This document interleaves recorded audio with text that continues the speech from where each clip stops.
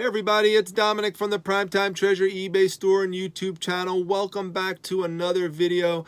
You know, as passionate as I am about reselling and as much as I love it, there are some aspects to it that can be super annoying. And that's true for any kind of thing that you're involved in, that you're passionate about. You know, it could be a relationship that you're in, it could be a sports team that you follow, it could be another hobby that you have or a job that you have. There's things that you really like about it, and there's things that happen sometimes that really frustrate you and get you annoyed.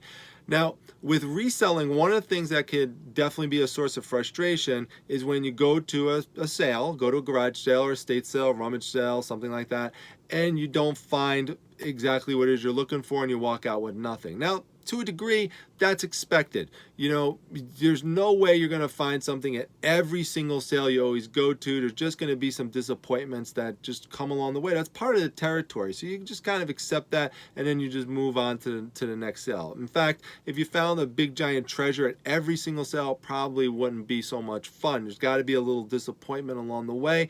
Makes those treasure finds all the more special. However, there's some things that can happen that go on another level and move to the point that really can be super frustrating.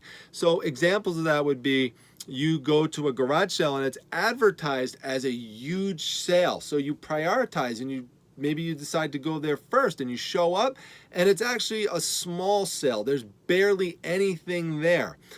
Or the person advertises it as an estate sale. So you say, great, an estate sale? I heard estate sales are really good. I want to go there because there's a lot of items all at once, and you show up and it's actually just a bunch of stuff thrown on some guy's driveway.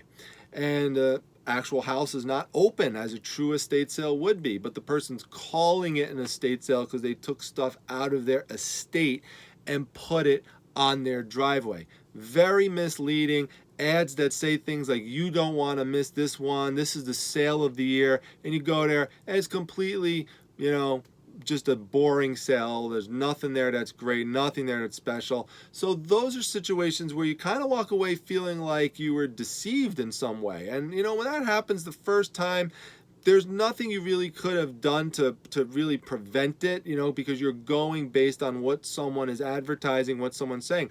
I've even been to sales where people put pictures on Craigslist of items that are going to be at the sale, and then you show up and they say, oh no, those items aren't there. Those were leftover pictures from last year's sale. So, and you're like, what? You put that as the items that are going to be at this sale. So those are things that are frustrating. Other things that could be frustrating is you show up and whatever items are there are just extraordinarily expensive. You know, and that could be for good items, you know, something you would really want to purchase, and the person has it priced at double or triple or more of the resale market value, so there's no meat on the bone for you whatsoever. Or it could be just a bunch of junk, or a bunch of worthless stuff, and they're overpricing the worthless junk.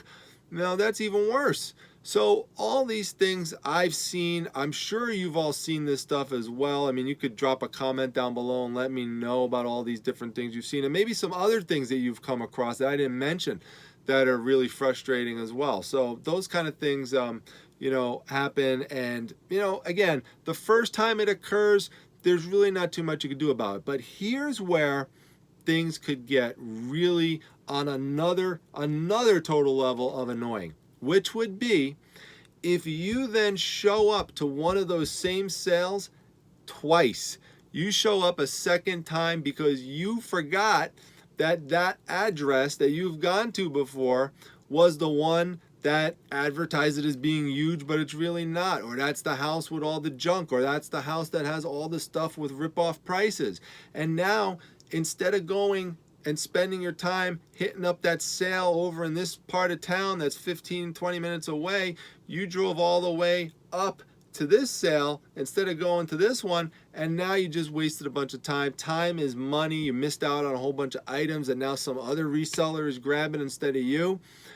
You want to try to prevent that as much as possible. So I want to give you a tip that I have used that has saved me enormous frustration and saved me a lot of time, and also I'm convinced has made me a lot of money, because I have used this technique to avoid hitting up the same sale again. Now, before I share it with you, you might be wondering, especially if you're new, what do you mean going to the same sale, a few months later or a year later? I thought people only have garage sales once every, generation or something like that. And that's, a lot of people actually think that, and that's not true. There are a lot of people who will run a garage sale in the summertime once a month, or they'll run their garage sale every few months or every 6 months or once a year.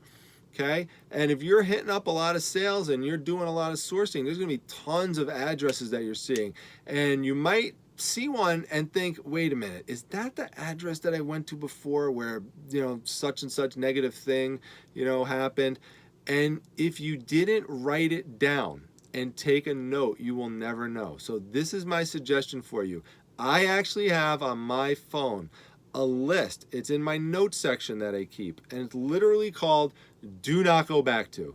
And it's a list of houses or places. For example, there's one place that runs a rummage sale, which is all overpriced junk, that I literally just enter the address first. So I just go numerical order, starts at the lowest number, and then goes down. I don't organize it by city, but I will put the city in there. So I'll say, for example, 15 Jones Road, and then I'll put the city, say like, Syracuse, or, wherever you live, Los Angeles, whatever suburb is there, and then the reason for why you put it on your ban list.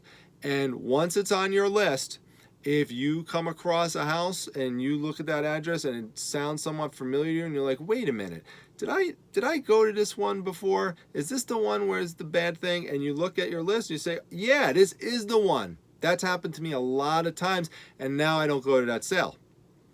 The other thing is that if you don't see it on your list, you say, okay, maybe if you didn't write your list, you would have not gone to that house because you thought that was the house with the bad sale. The address kind of got confused in your mind, because there are a lot of addresses that sound similar sometimes. But now, since it's not on your list, you go hit it up and you make a great score.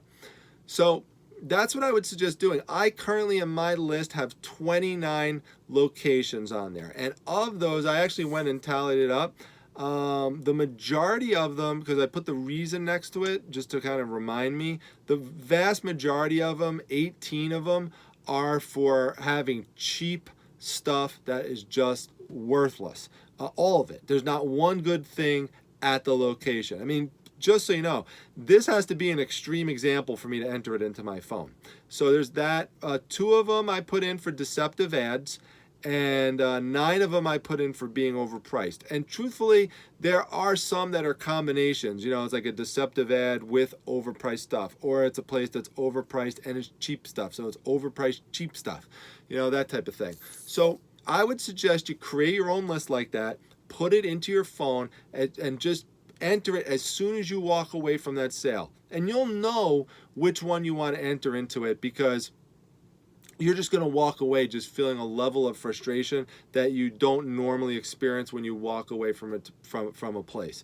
So enter it right in. And then the other thing about this is that when you enter it in, you're going to be looking at it every once in a while, and those addresses are going to be fresh in your head. So when you come across it, when you're scouting things out on Craigslist or the classified section in terms of place to hit up, you'll then know, okay, wait a minute, I don't want to go to that one. I'm not even going to write it on my list. Maybe you write a list of other places that you want to go to, and you're going to leave that one out because it's on your ban list. So just like on eBay, how you could create a blocked bidder list or a block buyer list that prevents certain troublesome buyers from trying to purchase something from you, you could take matters into your own hand and create a ban list for garage sale locations, estate sale locations, or rummage sale locations, in terms of places that you just do not want to go back to based on the experience that you had. So if you create that list and you start using it, and that's something that helps you and prevents you from going to a particular sale, let me know that. I'd love to know that these tips are helping people out. I have had some feedback about that, but the more the merrier. So please don't be shy. If these tips are helping, make sure you hit that like button down below.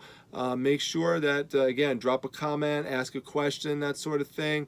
Also, make sure you come to my Facebook group down below. There's the link for it. Just click it, and I'll let you in as long as everything looks okay with your profile. Lots of great reselling tips there throughout the day, including my be on the lookout item of the day.